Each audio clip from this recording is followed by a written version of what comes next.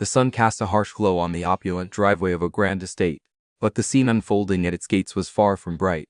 A young woman, Grace, stood with a worn bag, her eyes filled with tears as her parents turned their backs on her. "You are no longer our daughter," her mother's cold voice echoed. The gates closed with a final clang, but Grace's story was just beginning.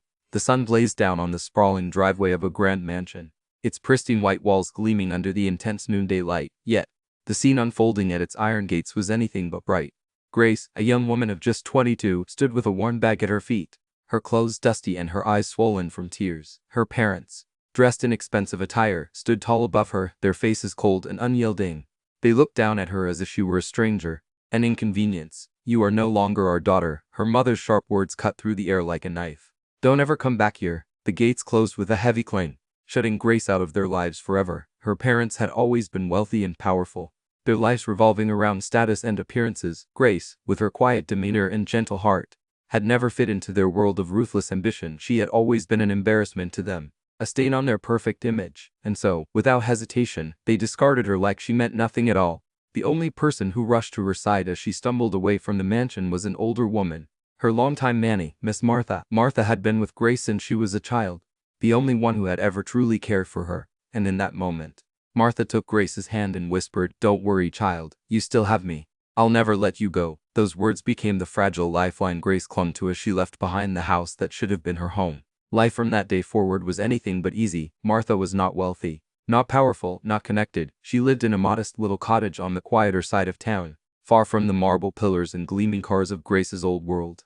But within that simple home, there was love. Martha worked tirelessly as a seamstress, sometimes taking on extra jobs to make ends meet. She made sure Grace never went to bed hungry, even if it meant sacrificing her own meals. Grace, broken by rejection, struggled to smile in the early years, often crying herself to sleep. But Martha's gentle words, her warm hugs, and her unwavering belief in Grace slowly began to mend the wounds. It wasn't wealth or status that healed her, it was kindness. Still, Grace's journey was filled with struggles. At the local community college, she was mocked for her second-hand clothes and simple lifestyle, while her classmates flaunted designer bags. Grace carried one Martha had mended countless times, but instead of breaking her spirit further, these hardships lit a fire in her heart. She began to dream not of wealth or grandeur, but of proving her worth, of showing the world that being kind, resilient, and true to oneself was more powerful than money could ever be.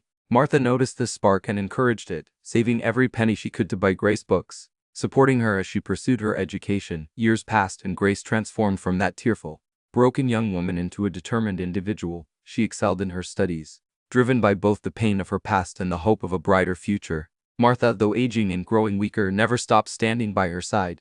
She was there when Grace graduated with honors, there when she won a scholarship to a prestigious university, and there when Grace began to build a life for herself. The girl who had once been told she was nothing was slowly becoming someone extraordinary. And then came the day 10 years later when Grace decided it was time to return, not as the broken child who had been cast out, but as the woman she had become. It was a clear afternoon, the sun high in the sky. Much like the day she had been abandoned, she stood once again at the gates of the mansion. But this time she wasn't alone. Beside her was Martha, now older, her hair silver, but her spirit still strong. Grace's eyes didn't carry tears anymore. They carried strength. She had come back not for revenge, but for something far greater.